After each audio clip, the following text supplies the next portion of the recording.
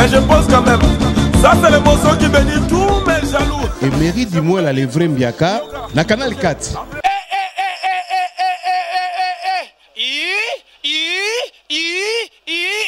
Maman Mickey, Balobi, émission Esprit Créateur. Canal Kapuka, Didier Kapuka. Donc voilà, Narangaï, chaque lundi à 21h. Chaque lundi à 21h. Na Canal K. Esprit Créateur. Venanga et Marie Dimouela, les grands journalistes, émission Naïb Tubengango, Esprit Créateur. Yamutoza na biloko na yo, ou créaka. Yangozo kipete. Tangozaka kamuta ou créer, les can Esprit Créateur avec Emery Dimouela. Rediffusion dans Zali chaque mardi à 15h. Alors, Balobi, pour la bonus, chaque dimanche à 18h. Emery Dimouela, le frère Mbiaka. Takangi Masolo, Nakata Mata di Balobi, bon, na chaîne Oyo, Canal Asika, Canal K. Maman émission, Isaka Kapona Bato Baboulaka, Bato Bakreaka, le cas papa matriculé, les grands-pères maestro, à ça vous créez. Dans la prière, il y a bata catholique. Bata catholique va s'embêter en français. Mais dans limbola na lingala na français. Notre Père qui est exaucé. Papa na biso kombo na yo exaucé. Que ton nom soit sanctifié. Ton nom na yo est sans fi. Que ton règne vienne. Bengelanga ireni aya. Que ta volonté soit faite sur la terre comme au ciel. Oulinga qui soit faite qui t'a na mabele kasaro matali kolote. Donne-nous aujourd'hui notre peine de séjour. Pesabiso qui s'anola na biso mukolo. Comme nous pardonner aussi à ceux qui nous autres français. Ndenge ulimbisa kimboka ya ba français. Mais délivre-nous du mal. Mais menanga mikandeza na kacha mal. Car c'est appartient. Kaminyo ezaya yo na lekino Etienne. Balabinyo sowana izakaka na émission Esprit Créateur avec président les gars journalistes, les gars managers, Venanga Emery Dimouela. Canal moderne, canal Oyo chaîne Moko Kaka Matadi Oyo Sala, et les parties Matadi n'a bien quoi. Donc Emery Dimouela Yeyo, et Bana Matadi. Ne te pas toujours que c'est les vrais Mbiaka. Les vrais Mbiaka, vrais Mbiaka. Landangaï, la Canal K, on a Esprit Créateur. Cette émission ne reçoit que des créateurs, ce qu'on a créateur. La idéologie, on regarde l'émission Oyo. Papa matriculé à l'écapé d'émission Esprit Créateur. Et ça, quand la chaîne Moko, tu bien en chaîne Canal K. Donc, bonsoir à vous tous qui nous rejoignent en ce moment pour suivre cette émission Esprit Créateur. Et notre numéro de cette émission Esprit Créateur. Dans cette émission aujourd'hui, je reçois M. Guylain Lokene, le Chief Executive Officer. Donc, il va nous expliquer parce qu'il vient des États-Unis. Il vient des États-Unis, du groupe LOI, basé aux États-Unis dans, on appelle ça Minnesota, ou Minneapolis. C'est là où il réside. Et à ma droite, il y a monsieur, on appelle René Matela Madela. Ne confondez pas avec Mandela parce que lui, c'est Madela. Alors je crois que monsieur Songlo, mais de utiliser monsieur Esprit Créateur. Pourquoi? Parce que ce sont des créateurs, je les reçois en qualité de créateurs. Et pour découvrir l'émission, alors je crois que le travail toujours qu'il est venu ici, la Congo centrale, il a été reçu par son excellence le gouverneur Guy Bandou, donc aussi na visité à MBA. On va l'émission MBA pour Nani, pour Asala Nini, c'est dans cette émission que vous allez découvrir. Alors pour ne pas trop parler, bonjour monsieur Guilain. Bonjour. Alors monsieur Guilain, tu as une émission, tu vas au Mexique aux États-Unis. Tout juste au hôtel Abisso Awa pour l'habitude Awa. Donc, nous avons chargé devant les bêtes. On a l'impression que nous avons par rapport à l'émission au Baïni. Oui, Esprit Créateur, on a dit que nous sommes à Bourg en Malabo. Malboufin est une émission de Oyo. Aussi, on a Kalamarikata, on a dit que le Kalamarikata.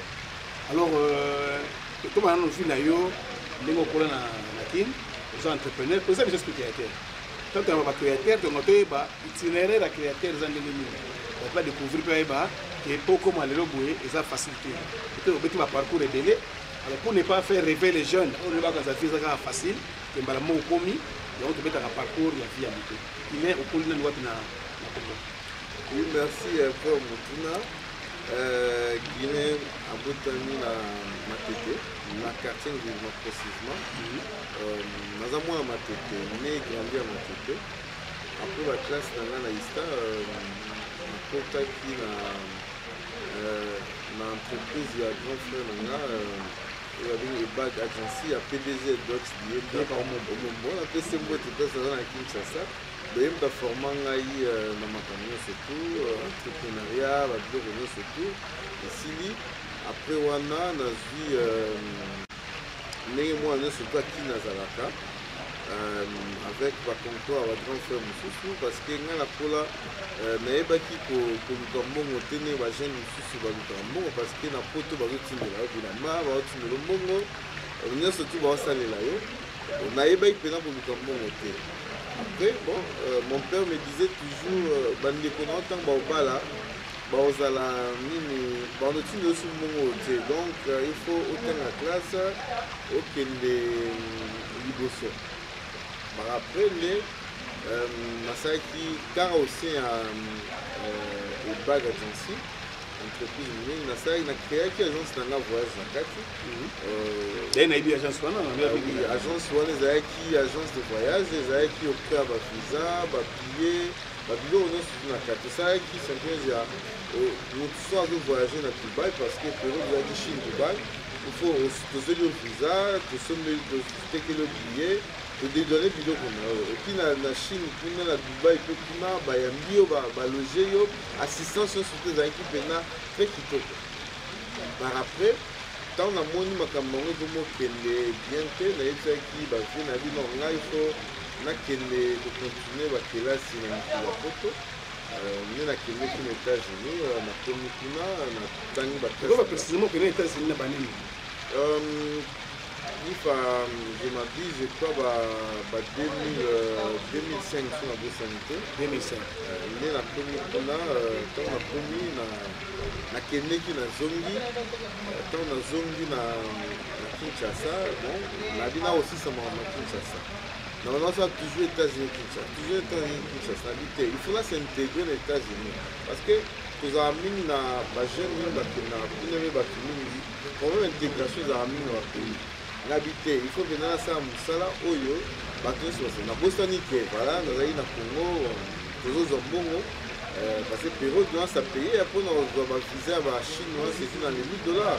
Donc, Bakalaba, nous avons 2000, les Aïe qui Konda, Bongo, tout à part. C'est bon, on a qui bien. Donc, comme les États-Unis, le risque qu'on a qui peut dans une vidéo qui est fantastique. Parce que la qui doit bien.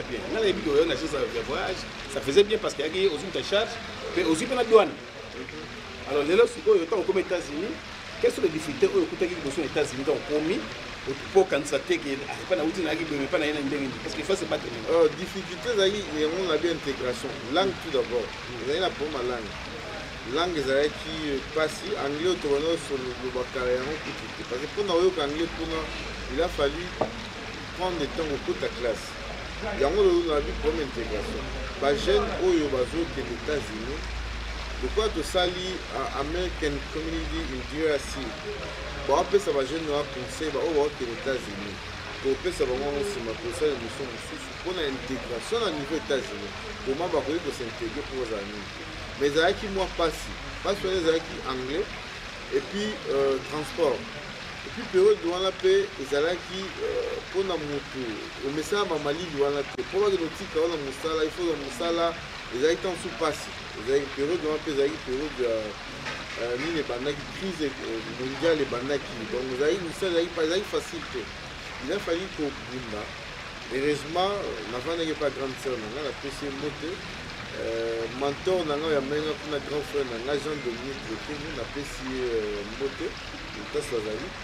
Bango ndiye mtaipse nga abitala aizaraboy il faut y repousse na liboso le roi pe na yeba repousse à partir de na s'intégrer facilement et puis na bifuna luka musala période de zali par heure va foutre $10 au bosani va mbongo ne so bana na Congo vite je dois m'intégrer pour na vision na ngezali je me suis intégré et puis voilà na poussani de temps va classe na biso na yeba que ego foot un jeu de foot yango lelo ekomi ko foot le foot maintenant il va un peu bapremier mosala asalaki na États-Unis yaki mosala nini oyo ekoma aza bon mosala liboso nasalaki na États-Unis napesi bamaster nanga mbote mpese bazali napesi paster ali azali maître Roki Bentumu napesi nani maître Kabengele mbote Dimitri na bato mosusu na Jack Mafula na Arthur Onyangunga donc on atangi wana baza bato entreprise ya groupe loyi na bacollaborateur mosusu epesi napesi David Mbote. Alors mosala liboso nasalaki ezalaki na société parce que kuna ezalaki na sous-traitance babengaka Masterson bango barecrute bino batini na entreprise mo na entreprise oyo tonosala ezalaki période ya kala ezalaki ba-CD bato bane kosomba ba-CD banasomba ngo en ligne online sikoyo soki basomi bosali commande biso tozalaki wana mpona toambale babiloko wana nyonso tu ekende na nini kuna nga azalaki na chaîne ezalaki mais c'était pas facile liboso je me souviens que nalongwaki même sapatu na nga nalataki parce que natelema na bongo te natelema bongo te otelemi mais ozomona mokongo mpasi et puis deuxième jour nakei nazwi whisky natie na nini na nga na koka na nga koyange whisky epesa nga sous force papa tala mei whisky ela elembisika lisusu troisième jour boye boyebisi bino bosali 2 jours troisième jour bosala te mais lokola nazalaki pasteur na nga bon on mangeait maramoso ezalaki epuis na mbongo na nga oyo nauteli nango na Congo bon namona mpena difficulté change mosala mosusu toke mpasi basalaka bamburger wana kuna il faut botema mpe na chaîne oyo lipeye oyo kuna atie nini musuni oyo donc ezalaki nabaki je dois m'intégrer nayeba mpena ndenge nini ezali donc eyedaki nga trop donc baza borgeye te donc natuni motuna na parce que po to arrive na bafere oyo osala na Congo tokomina na bafere yango te conseil okoprodike na bajeune oyo baza na Congo baye bazalaka kaka ne poto kaka ndenge wana sans préparer ou soit aussi conseil nini okopesa na bajeune oyo bazokanisaki visa facile. Oui, vie partout est facile. Vie partout, mouvement pour savoir que vie est facile. Et c'est facile. Vie, il faut retravailler. Quand on retravaille, il faut que nous autres nous ça. Excusez-moi, quand on commet dans poto, on met tout dans ce poto, mais on s'en est dans poto. Oh non, que poto, mais on s'en est dans poto. On a appelé ça des conseils. Vous voyez, dans poto est jeune. Nous sommes en classe. Parce que moi, je suis ma voiture qui m'a raté, ma nave qui m'a raté. Si autant de classe, on a bien. Où ils allaient dans sous au vent quelque part. Et puis dans les États-Unis, surtout, ils allaient dans une business, ils allaient entrepreneuriat. On va créer une entreprise dans 30 minutes. On peut que ça va créer une entreprise. Si on crée une entreprise, on a la visionnette, c'est un temps de créer une entreprise. Ils arrivent par-ci, par-là, mais on a commis de un groupe Loy Incorporated. Ils ont été à Minnesota, dans la ville de Minneapolis. Alors, la spécialité il y a un groupe là, ils allaient dans le service, ils allaient entreprise à service, ils allaient dans un mining, minerai. Ils sont pour nous, ils allaient, quand ils sont exploités, ils ont na deuxième mois, nous allons dans investissement et market. Si nous investissons par exemple aux États-Unis, et nous sommes chers, part. Nous appelons trade. Trade des alliés, nous trouvons à Rosso-Melo, part au niveau à Wall Street. Parce que nous sommes investisseurs pour nous, tout ça. Il y a un risque qui paraît. Non, risque ils ont différentes sortes de vidéos. Ceux qui vont expliquer comment les arabes. Ils ont action quoi. Action, nous sommes en entreprise, nous sommes dans un groupe, nous sommes de TK action, cher. Et puis, on a Wall Street, nous avons un trading, nous avons géré l'action à un niveau. Par exemple, on a dit tomates. Même à Toulouse, ils ont foutu. Par exemple, ah non, tu es mon nom, on a dit après quelques temps, on a seulement $10, mais quelques temps, comme à $50. Nous sommes dans un avion, on est surtout. Il y a un moment où on a un milliardaire à se payer parce que nous avons des armes facilement. Il faut utiliser comme maïs. sauf que bon na Congo batebele bayebi biloko wana bapréférera kosala babiloko na Depuis qu'on est aux États-Unis, je pense qu'il faut s'intégrer pour que ça la vie mette. premièrement vous devez vous intégrer les États-Unis baboyelaka moto osala business te mayele na tout d'abord olimi kosala nini epuis keye na classe luka mpe bato bayebi biloko wana bakoyede. Alors oui, malheureusement, après nasisaki te tosombaka mpe bandako na investissement market tosombaka bandako na États-Unis tolingi osomba ndako na États-Unis mutuka tosala yango tosalaka mpe transportation fret epuis mosusu tozali na technologie kala mingi te tozolanse produit oyo abengi détecteur de poison bato toyokaka na Congo makambo ebele ya poison otya na bureau na yo ekodétecte poison soki poison batieli na bureau wapi na biloko ya kolia attends la chambre. partout ekodétecte mosusu balataka ngwawa mosusu otie na bureau na ndako mosusu okomeka ngo na biloko ya kolia ekoyebisa okeno biloko wana ezali wana na lo technologie toke na lo éducation na lo éducation tofacilitaka baoyo nde tolobi mpona kozala na badirigeant ya bien ya mboka il faut éducation ezala il faut baactualiser connaissance na bango. Alors biso sikoyo totalaka toyebi ke nde tozotonga campus mo na Kinshasa kuna toyebi ke motu mpo adirige bien agere bien il faut kopesa ye mayele yango tobengaka bato baye kuna bazwi mayele wana mpona koya kosala bien donc bamisala ezali toza na baservice telema ebele ke oyo natanka ya moke me bato oyo balingi komona yango bakokende na www.groupelol.com baomona bamisala tosala. Alors, Nassi Bolandi Bisso, Bisso esprit créateur, bien en qualité créateur. Maintenant, nous allons parler petit d'ailleurs au sein de la Congo centrale. Et en même temps aussi, vous avez un représentant avec nous. Il y a Zali pour représenter le groupe LOI à la Congo centrale ou dans la ville du Congo. Vous avez besoin de ok, tant que le gouverneur a voté qui est là, je n'ai pas dit que nommé.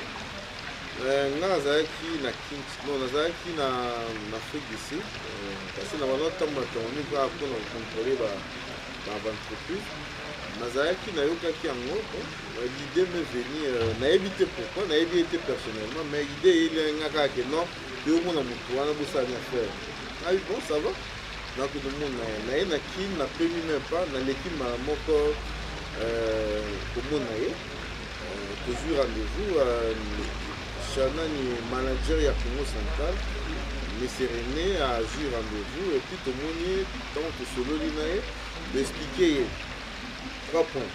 Et puis c'est pour la Congo central parce que ça fait 18 ans que n'a pas na Congo central. Tant que ba Congo na matadi na moni ezanga ndenge ezalaka. Chômage ezokonza. Et hier sous makasi. Na boma na parlement, na mwana na parlement. Le problème est que or soki na bamboka mosusu neti Thaïlande, Singapour bavivaka na bamamai na bango oyo kaka mais biso sikoyo problème eza nino juste tosaki etike nde na explike na bi bon tozoorganize exposition mwa monene na Minnesota na mwa novembre exposition ezala ya Afrique mobile mais biso na Congo lokola mwana Congo na entreprise na yini tozoorganize na chambre de commerce ya Minnesota na ministère ya commerce ya États-Unis nga nayebi so na yabi opportunité ezali yo mwana mboka oya koexpose oya koteka province parce que jumelage esalama entre état ya Minnesota na Congo makambo nyonso eza déjà carré visite ambassadeur akoya awa oyo asika équipe mobile ya États-Unis voilà akoya awa pourquoi Congo central parce que biloko nyonso mpona koexporte kende Congo central ozala à part bato ya este kuna ne bato mais entre moko ya Congo eza na Congo non na ya mai voilà tolobi il y a possibilité de développement et ça na Congo so développement ezali na Congo central Kinshasa mpe bakozwa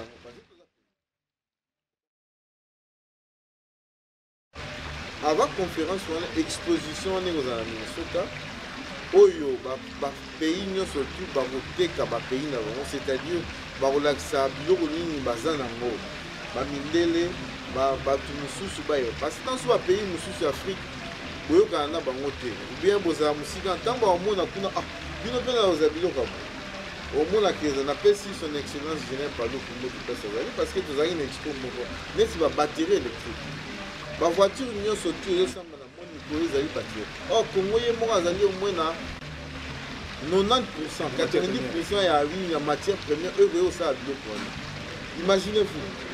So pourquoi pas te redéconnecter? Il y a un autre qui battu surtout wana to kuta to teka Congo na biso ezate ke to teka ngo pa te to teka ngo to image wana ya malamu wana ke tozali na sololi na ye alobi to pesa invitation na ye apoya bango ba kosomba stand na bango ba koya kuna ba sa Congo central to na boye après wana avant que nous organiser conférence ah na ba Congo yo ba investisseur Bakongo, Congo Central, excusez-moi, baza na nini au juste oyo ba kopesa ba. Ezembele na usine auto na to sala awa ya ba pièce mo na tanga ko monter ba pièce mo ya quai d'échange ya ba avion aux ana mayombe a. Pourquoi to poni mayombe parce que tous na programme malamu awa et puis pièce auto moniole aux arabes que ce qui à part yango tous na idée monsieur au sala aéroport ya bien awa. Que Moutaouti Malamoko, France, a quitté la paix là-bas pour voir la Congo central. N'est-ce pas? Et ça, en gros, les sous-boutés. Bah, moi, comme si je suis un bon battu pour voir ça, le Congo. Tant que solo, l'inaïe, n'a pas comme si dans le Congo, il y a moins de leadership, n'est-ce pas? Solo, les gens malades. Bon, bah, dit qu'Azali, nous avons bien à dire ça, le BTP anglais n'a pas sonné, le BT anglais n'a pas sonné. Bon, et les filles n'ont pas bien. Donc, comme il faut travailler pour la conférence où ils ont na Congo central. Dans la Congo central, vous soutenir le gouverneur national. Bah, idée à ça, si vous soutenir Misala, bah, tu vas nous partir, bah, nous travailler. Donc voilà, dans quelques mots, nous avons le baillement. Alors, M. René, en soi, à Zanani, on a Gobloy. Alors, M. René Azali, manager, il y a Congo central. Parce que le groupe Law Incorporate est déjà dans le monde.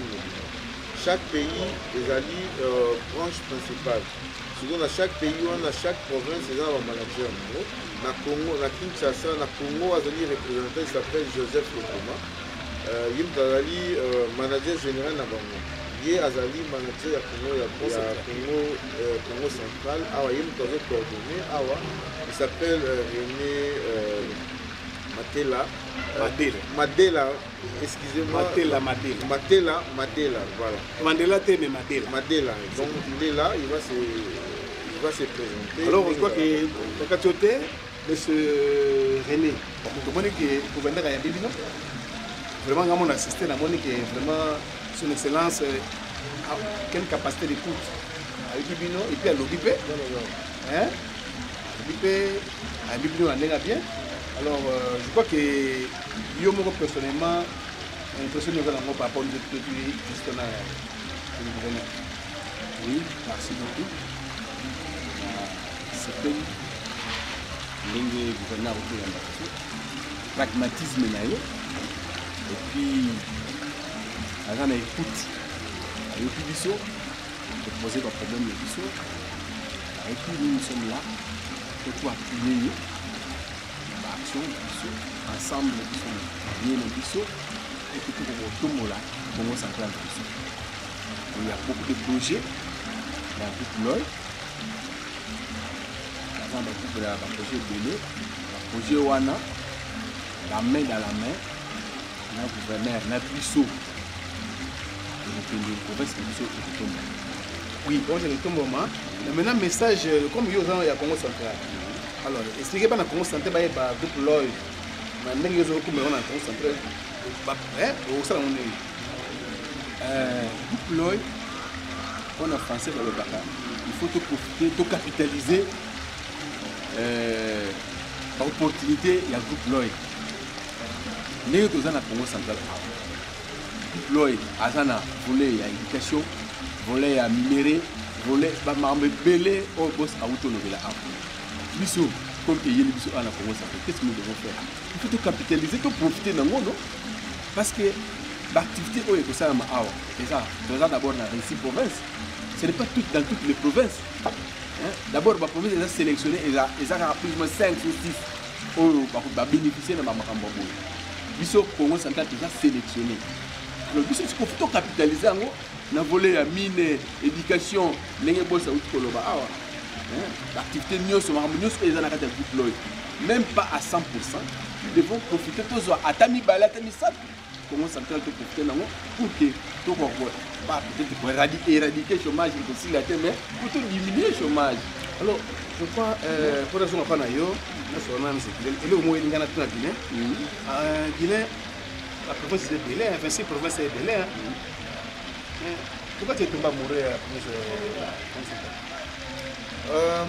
Congo central sur Otali parmi 26 provinces on a la vanda wa mingi pe nasala bambulu bele awa vous avez reconnaissant et puis sur le Congo central ne mutu fula biso à partir à EBAC Agency Group Dox Dieka PDG Dox Dieka PDG c'est en passant c'est ayem de mentor nana yango siko ndenge lobi que quand na cadre ya nini wana ya reconnaissance wana et puis deuxièmement lisusu namona Congo central nge ba tia yango pena communauté ezonga toujours sima na tambo na province et puis ba mindele mingo ba misalanga o baza américain na batu lisusu mingi balinga Congo central na ba te pourquoi mais na ils dans par rapport à Congo comme ndenge ezala donc c'est qui va se tourner sur les peut-être ba mona ko science ali ba mona ko port ali ba mona ta non nan investisseur amona kaka apona investir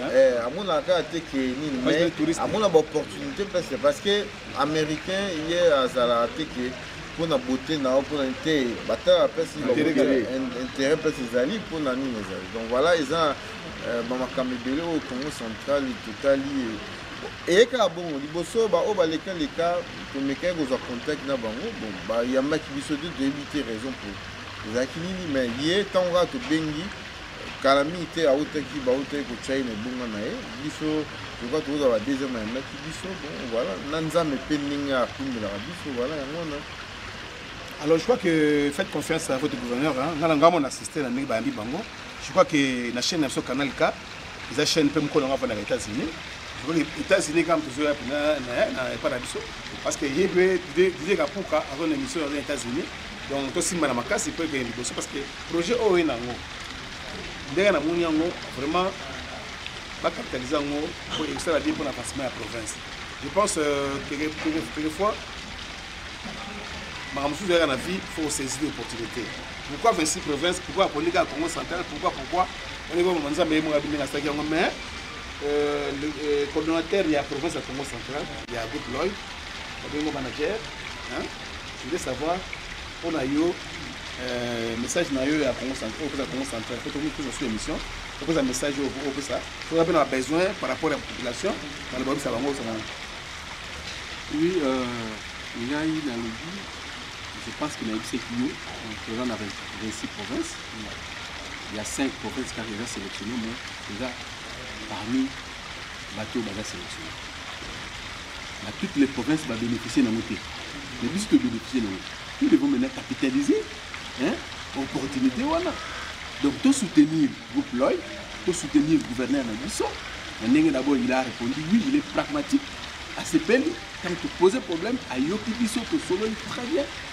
Tu peux après ce que tu as initiative, alors Biso, tu peux la mettre dans la main, tu soutenir le gouverneur Nabiso, tu soutenir le groupe Loy pour que les Biso, d'abord, ici, nous mettons exil et examen.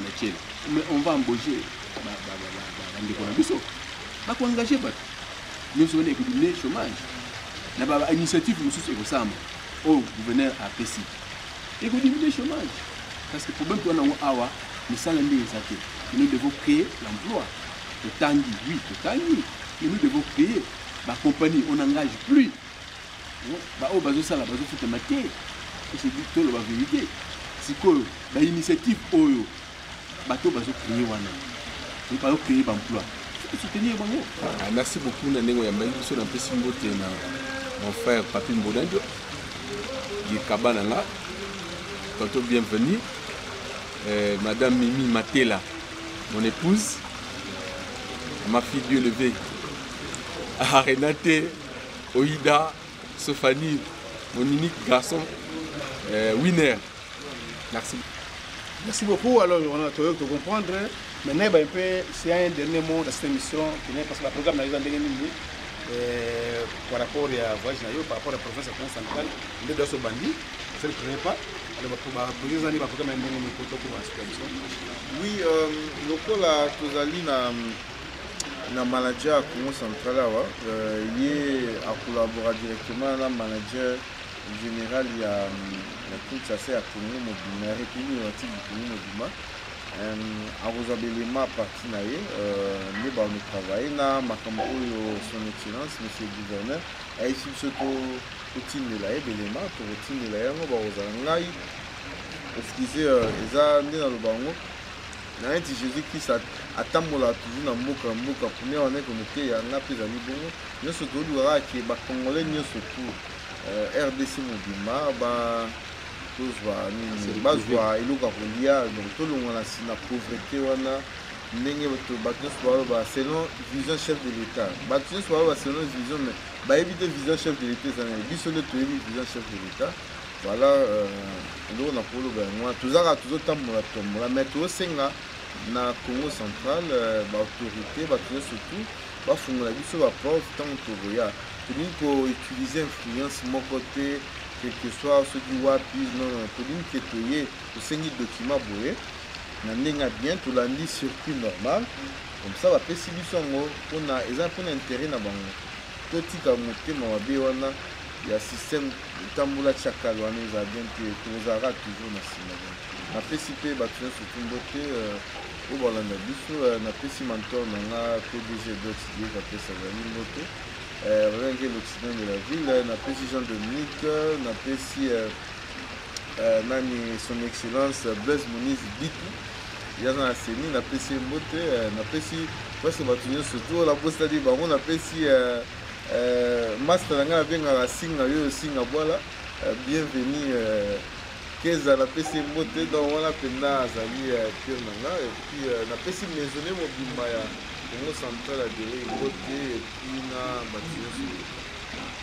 Voilà, nous arrivons pratiquement à la fin de cette émission, mais avant de commencer cette émission, la Boussanité PDG et Dox Dieka Omombo. La Boussanité PDG Julie Benda a donné une image.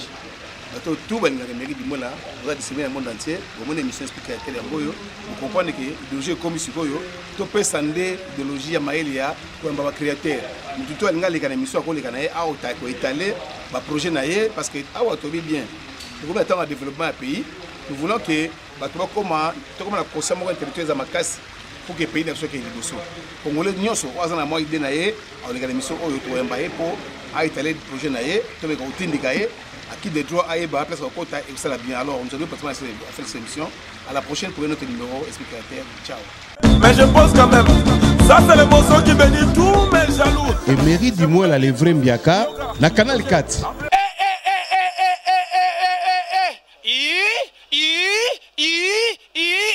Maman Mickey, Balobi, émission Esprit Créateur. Canal Kapuka, Didier Kapuka.